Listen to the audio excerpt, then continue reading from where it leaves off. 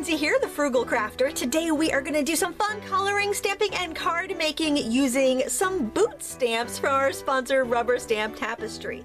You can save 20% on your order of peg stamps at pegstamps.com if you use the coupon code BOOTS. And I'll have all the details in the video description, as well as links to all the products that I used here from Rubber Stamp Tapestry. So we're going to do some coloring with alcohol markers. We're going to do some stamping with our little Memento ink pads. I love these things. And I'm going to show you how to put together these cards. We're going to go through this one pretty good step by step, and the other ones we'll go through a little bit quicker, but there's a lot of fun techniques from how to make boots look old and weathered, how to make them look glossy and shiny, and also how to make some really styling cowboy boots. So we've got cards that could be for anybody, and I know sometimes that's kind of difficult to make a card that will work well for a boy, girl, man, or woman, and I think these cards can really fit the bill. So let's get started. The first card we're going to make today is this cute one with the worn old work boot, and I think it's really just a lovely image and really fun and easy to color too. So the first thing we're going to do is stamp a piece of white cardstock, and I am using Memento ink in Rich Cocoa because I think the brown's going to look really good on the worn boot, and also Memento ink is really good for when you want to use alcohol markers, and I am going to be using alcohol markers with this. So I'm just going to stamp that right down here on my paper, and I'm going to make sure I have plenty of room above it so that I'll be able to do some stamping and also some coloring. Okay, so there's our little boot. Now I previously stamped this on a post-it note, and I just made sure that I stamped on the sticky edge, and then I cut that out and made a mask. So I'm going to place that right down on top here. And now we can start stamping with our peg stamps. And I've got a variety right here. I've got a few from the Pansy Garden, and I've got this cool fern. I'll link everything down below because I did grab stuff from a couple different sets, and I want to make sure that you can find everything that you need. And of course, this will work really well with whatever peg stamps you happen to have. I'm going to start off with my biggest design, which is this, it looks like an ivy to me, and I'm going to use a couple different shades of green. I'm going to start off with a lighter green and stamp this in a couple of times. I'm going to overlap the boot because I don't want it to look like it's just kind of growing, you know, it's hovering in the air. Now I made a mistake, and I did that on the first one too, but I thought that's a really great way to show you how to kind of cover up your mistake if you manage to rock your stamp or get ink on the edges. So I'm going to go in with a darker green. I'm going to be very careful. I'm going to look at that registration mark and see where the stem's going to come out, and I'm going to carefully press straight down so that hopefully I don't get a round area again, and that looks pretty good. So the next one I'm going to go with is the really big, I think this is an azalea flower, and I'm going to do this in this lilac posies, which is almost like a fuchsia. So when you stamp, now this stamp is big and goes all the way to the edges, so you tend not to get so many rim, like that round rim, if your stamp goes around to the edge. So that's good. But if you stamp straight down onto your ink pad to pick up the ink, you're less likely to rock it into the ink and have that issue to begin with. And I'm going to put one over here to the edge. I'm going to put one over here in the front, and I think I'm going to sneak one more in there because I really love that color. It's such a lovely fuchsia. And you can see how quickly we can fill an area up. Now I also have this pretty, almost looks like a mum. I think this one is from Retro Sundress. You can see how well these stamps play together when you start mixing and matching the different stamps that you have. That's why it's such a wonderful line of stamps to play with, because there's so many possibilities. And I think I'm also going to do the smaller azalea in a darker purple so I can kind of fill in a little bit more. Let's do, and you do want to turn them a little bit as you go, just so they don't look so matched up in stage. You want them to look like they just kind of were messily growing in this pot. Now I do want a little more green there, so I'm going to go back to my first stamp that I used, the ivy, and I'm going to stamp it kind of on its edge, but I'm going to go over the mask so that I can kind of fill in that. I'm getting both shades of ink there. And I think I'll do it one more time just to sneak a little bit more color in there. Okay, so the next thing I want to do is actually put in some foliage around my boot, and I'm going to use this fern. I love this fern stamp. So I'm just going to stamp this a few times off to the edge.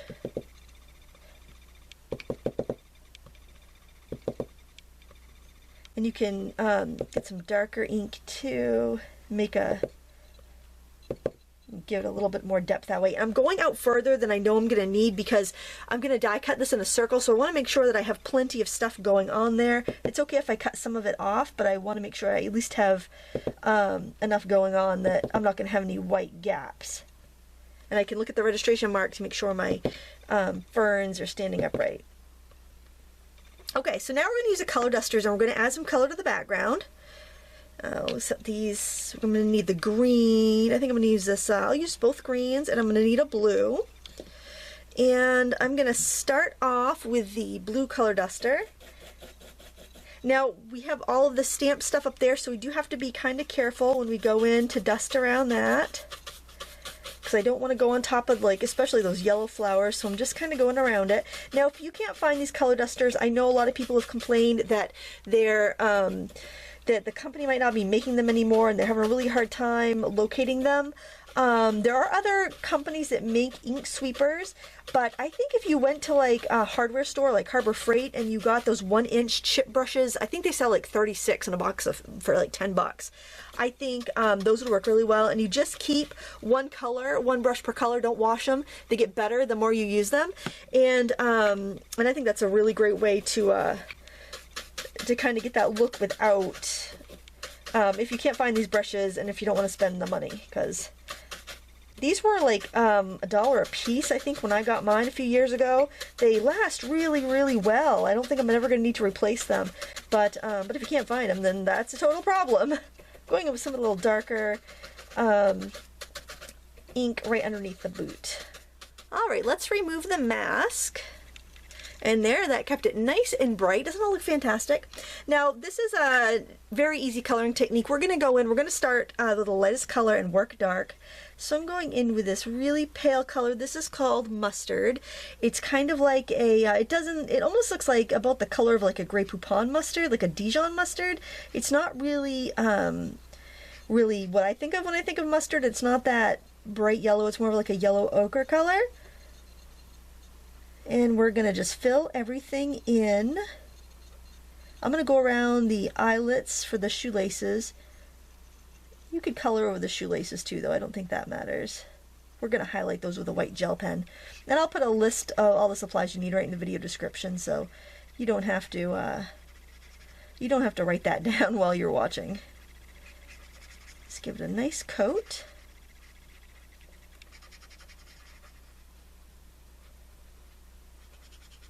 Whatever brand of markers you have is just fine for this.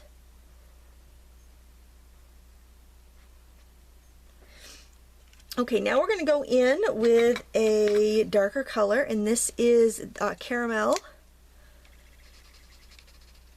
I'm going to throw in any shadowy areas. If I have some white spots within the boot, I can kind of just tap it in there. You can look at some of the places that actually have the shadow on them from the stamp and use that as a guide.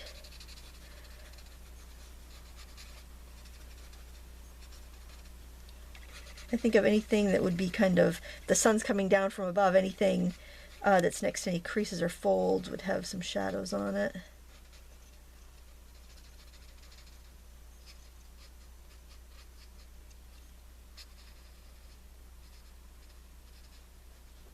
And then for the sole, we're going to go in with a darker brown, and I'm using burnt sienna. And these, you know, you can approximate it. You could go with like shades of gray if you wanted a gray boot. That's completely fine. And go ahead and mix and match your brands. I certainly do. They all seem to work just fine together. I know a lot of people would tell you they don't, but in my experience, they work just fine together. So now I'm going to go over and just kind of transition some of those shadows that I put in. I'm back in with that first, the lighter color that we did over everything. Just going over those shadow areas to soften them a little bit. And it also glazes on one more color so that you have a little bit more depth. And it just looks a little bit more natural. And I'm also going to use that dark brown inside the eyelets of the shoelace to darken them. And I'm just going to use some grays. Nothing fancy, I just want to make them kind of gray. But these are old worn boots, so don't worry about them being perfect or super shiny or anything, just color them. And then finally I'm going to go in with my white gel pen, and I'm going to put little highlights on the edges of the eyelets, and I'm going to color in my shoelaces. It's easier to do this and try to keep it perfectly white. And now I'm going to use a green marker, and this is moss, and I'm going to color these little branches that kind of come off of the boot, kind of growing out of the toe of the boot. I thought about leaving them out, but I thought, you know what, that's really cute, so I decided to keep it. And then I can go in, and if there's any halo around my image, I can add it in. I can add in some grass.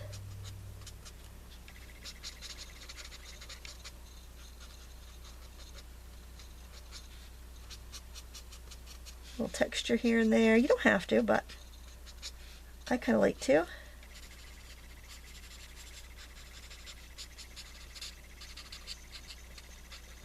And I'm going to use a darker green, and this is light olive green from Prismacolor, but it actually is a little bit darker than moss from the Pro Marker. I mean, that's the only thing you have to, you have to consider, is just don't go by the names that a marker has between brands, go by what it actually looks like.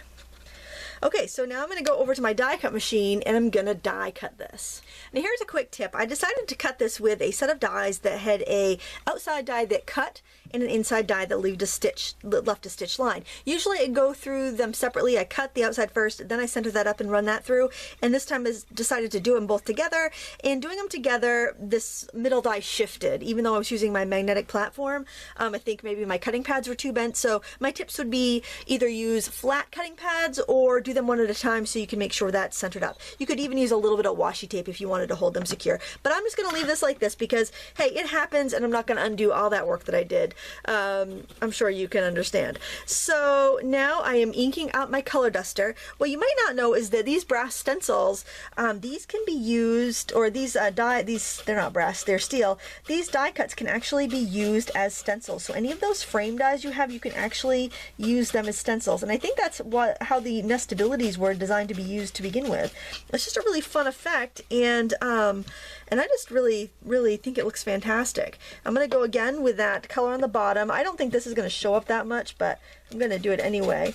And I didn't put the mask back on because I don't care if a little bit of that color gets in there. I think it might make it feel like it's a little bit more part of the scene instead of, I don't want it to look like it's kind of cut and pasted. So when we take this off, we get a neat little stitched line, and we also get this other little kind of like frame and frame vignette look. And here you can see that on the finished card a little bit better. Now let's go ahead and put the card together.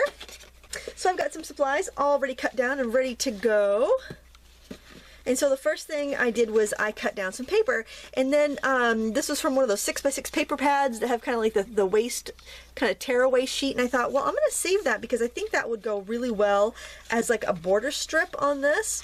So I am going to adhere down this bottom panel, and something I do when I have like leftover scraps of cardstock, instead of just like throwing them right away, I usually will take, I have a little punch, it's like photo corners, and I have a little button die cut, and a lot of times I will use those scraps. I will die cut buttons and little photo corners out of those scraps, and they come in really handy when it's time to make a card.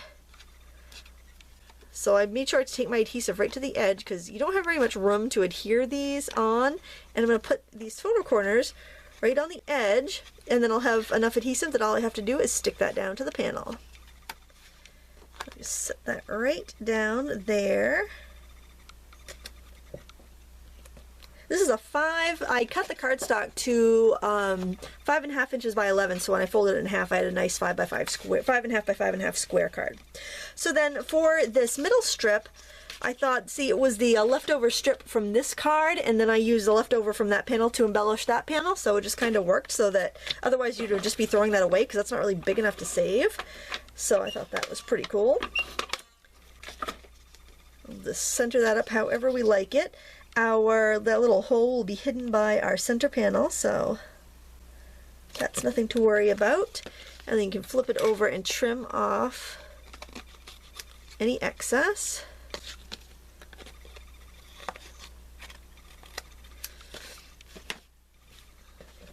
And I think I want to decorate this a little bit more, so I'm going to put a strip of washi tape over the center. You can trim it off, tear it off, or fold the edges over. And folding the edges over is nice and simple, so that's what I'm going to do. And I think I'll use the orange thread on this. This is actually kind of like a jewelry making hemp thread, but I find that I use it way more for card making than jewelry making. The neat thing about it is that it's a little bit stiff and it doesn't fray. So if I want to like thread a button, I can thread a button really easily with this. So that's kind of nice. And I'm just trying to tie the tiniest bow that I can so that I can get it nice and tight. And I don't have a huge loopy bow there. And I work right from the card of string so I don't waste any, or I waste very little. I just need to trim up one end. Okay, slide that right. Actually, it looks kind of cool lined up with the bottom there. And we'll use some dimensional adhesive to stick that down. The never-ending supply of dimensional adhesive I have. Somebody commented on that the other day because I have like, these are all left over from these 3D puzzle kits my kids used to do. I have lots of this. It's fantastic stuff though, better than what you can buy at the craft store.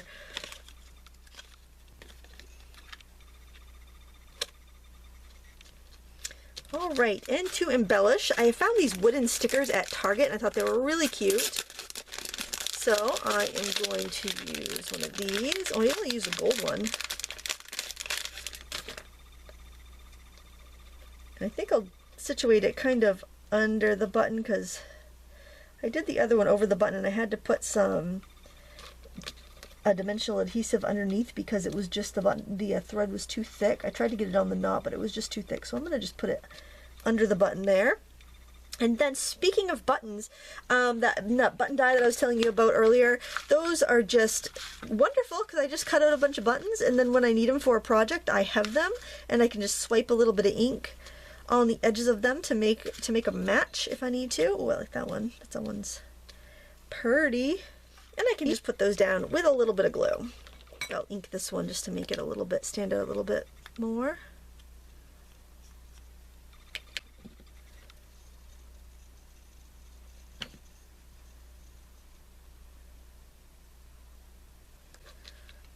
And there is that card complete. And here's the first one I did, which I think I liked a little bit better, but because I put a few more buttons in and I spent a little more time, but it's the same idea and you can totally do this with your stamps. Now let's take a quick look at how I made the other two. Now we're going from coloring something worn and old to coloring something shiny and new, like these rubber boots. And this is very similar card construction, so we're just going to do the coloring together here. And the first thing you're going to do is get a piece of cardstock and stamp on the rubber boot stamp from Rubber Stamp Tapestry. And again, I am using Memento ink, and you could use whatever color you wanted if you wanted it to match the boots exactly. But I'm going to stick with this brown because I have it out, and that's what I did the sample with. Just make sure you get plenty of room around it for your coloring and your stamping. We can actually start by coloring on this one first, and I am just going to quickly go over it and give everything a coat of yellow. And this is cadmium yellow by Copic, but honestly it doesn't really matter. You can use whatever yellow you have. You could even use watercolor markers. If you are using watercolor markers, don't use the Memento ink because it might smear. Make sure you use a waterproof marker and make sure it's good and dry before you go over it. Whenever I use alcohol markers, I like to use the Memento pads because they do not run with the alcohol ink. All right, so after you've given it a good coat of the yellow, I actually like to let that part dry a little bit, and then I'm going to go in with the floorboards here. I'm just going to go in and add some kind of dark brown shadows under the boots, and I'm being pretty loosey-goosey with this because I want it to just kind of fade into the background. But I didn't want to have to try to ink around it. I wanted something a little bit darker, so that's why I'm doing this with the marker. And then I'm going to go in with a lighter brown. These are the same browns I used on the weathered boot. I figured I'm just going to use them right here. And I just want to make sure that I'm going to color out beyond where my die cut's going to be. You seriously do not need to spend a lot of time with this.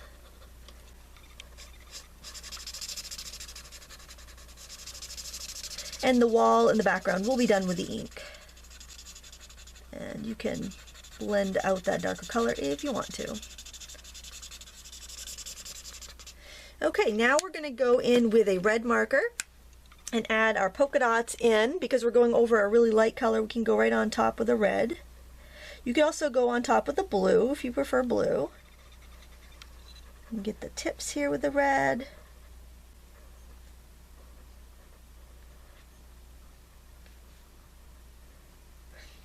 Now I do find that even though these have a pretty broad tip, I find that the tip of the brush gets to a nice fine point. So even though I can color a broad area with them, I can still get plenty of detail there with the tip. If you were considering those markers, I think they're really nice to use.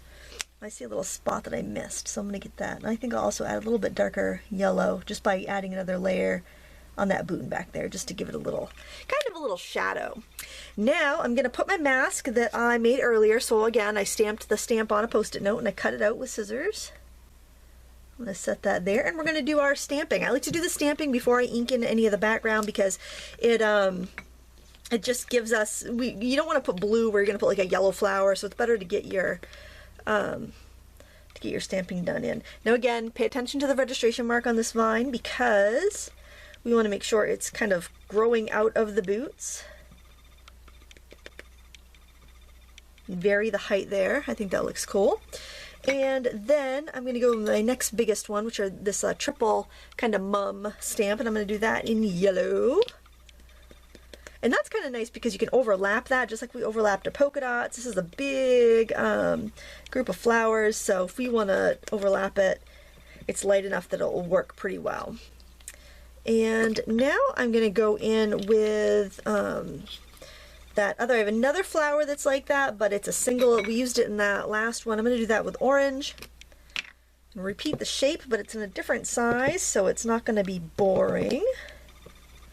And then I've got this cute little 5-petaled flower here I want to do in red because I had red on the boots, so I'm trying to repeat the colors in there as much as I can.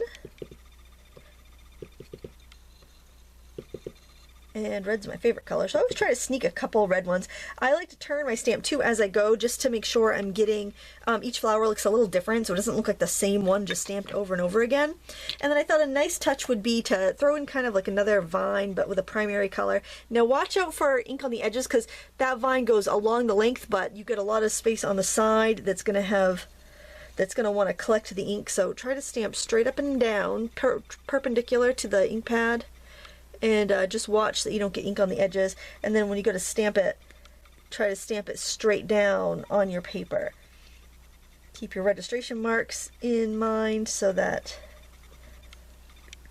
you don't end up with a bunch of odd, you don't end up with these in kind of odd spots. Now I did make a mistake there, but I'm not going to worry about it. That happens sometimes. Maybe I can not make it worse by dangling one down. There, it's a little better. You know, you learn how to fix your mistakes when you're doing this, and that's all right. That's part of the art, I think. And now I'm going to, I think I'm going to ink it now, but I will fill in with a green marker a little bit there. I'm going to go in again with the same blue. I really like this. This is a Bahama blue. Go right on top of my boots there because the mask is protecting them. I pinch the hairs a little bit to be able to get around my flowers because I don't want a big halo. I want it to look a little natural. And I know I'm beyond anywhere I'm going to, anywhere that I'm going to be die cutting, so that's good. I like to add a little brown ink down there just to give it a little bit more depth. Remove our mask, and then you can go in with your green marker and you can fill in a little bit.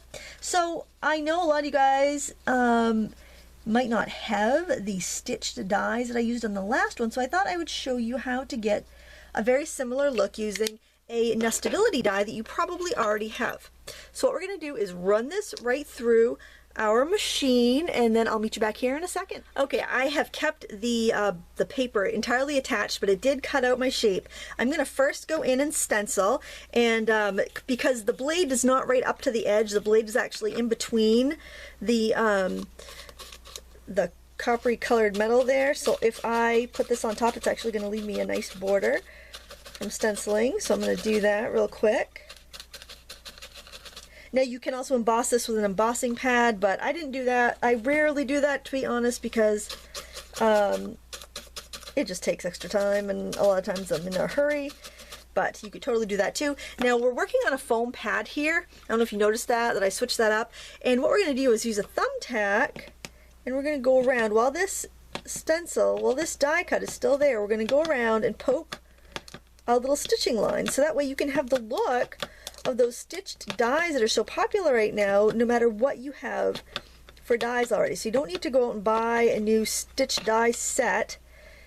You can use what you have. Now you could totally do this. You could do this with a stencil.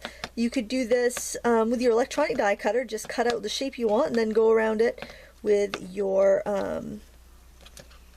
thumbtack or piercing tool. Take your time. Do a better job than I am. I'm kind of rushing it so I can show you the finished result. And make sure that if you stencil with your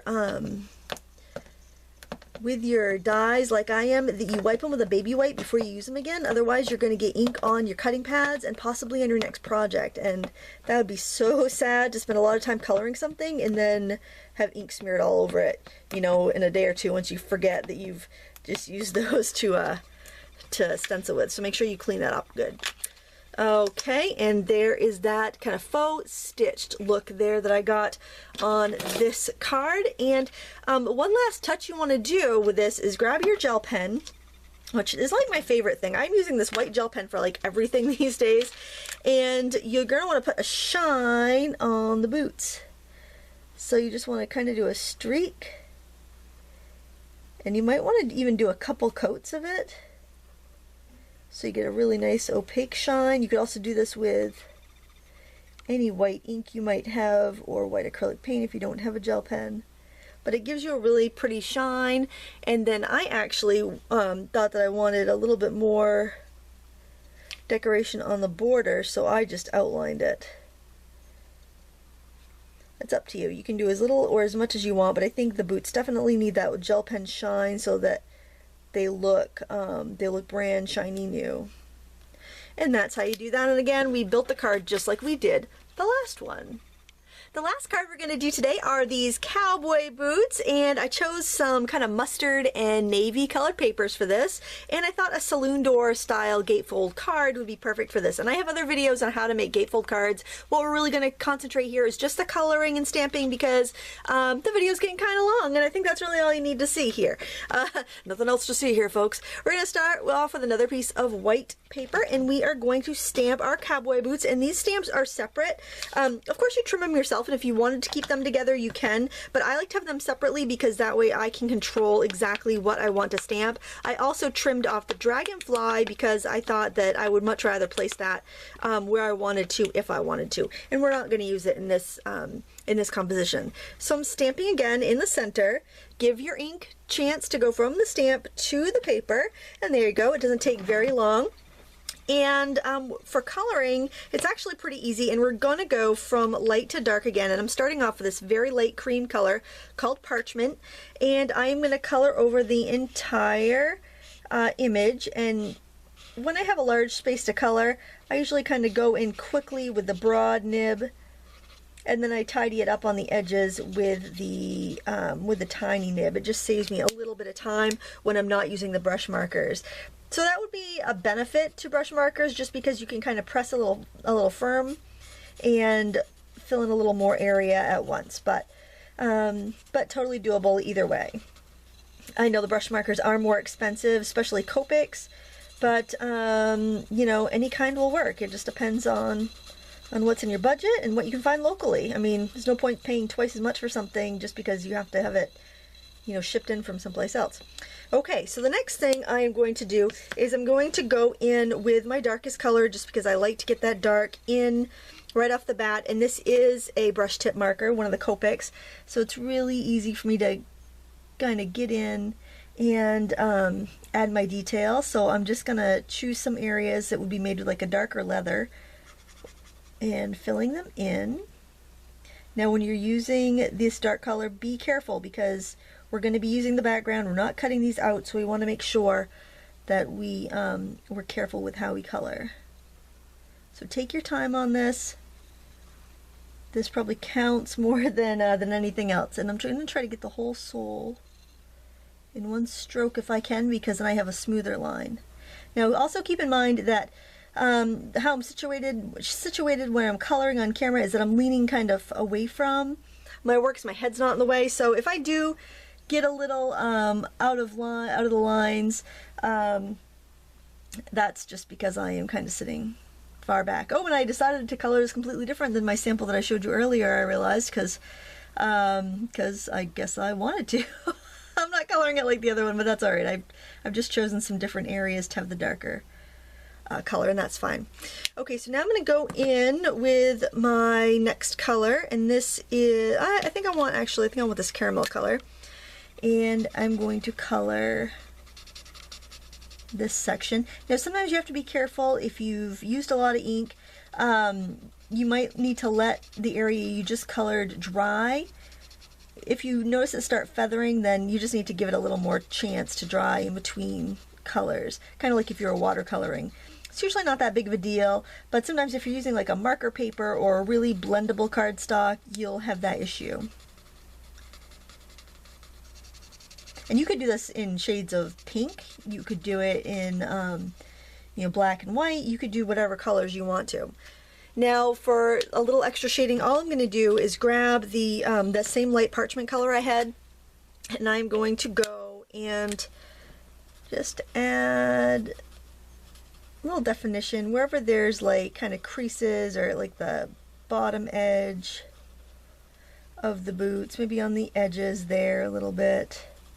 It just gives it a little bit depth, and it kind of, like if you don't have a ton of markers, it gives you a little bit of it just makes it feel like you're using more markers, which is kind of cool. I think I'll do a little bit on the edge there, maybe where those meet, I don't know, maybe on the bottom there, underneath those pieces of leather, the lighter colors, whatever you want to do. But that's essentially it.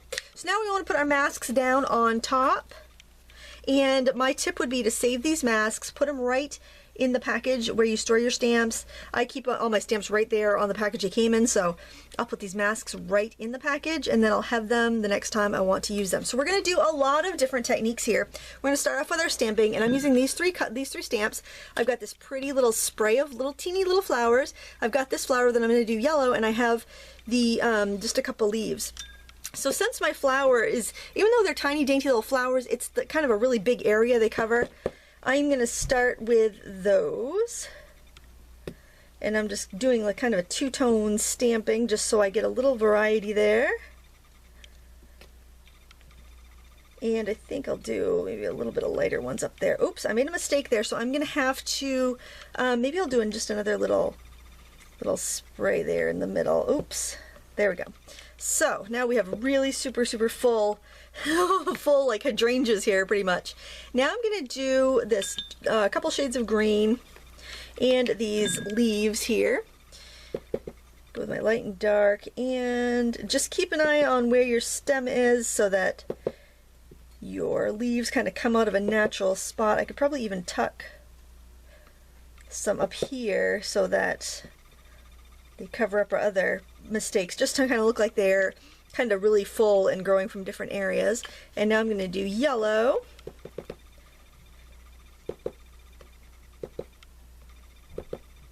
Any place I think I can tuck a little yellow flower, I'm going to put that in there. Now, because I did make that error, I'm going to see if I can get a few blue flowers in there and maybe I can cover up. Make it look natural by putting a few in there.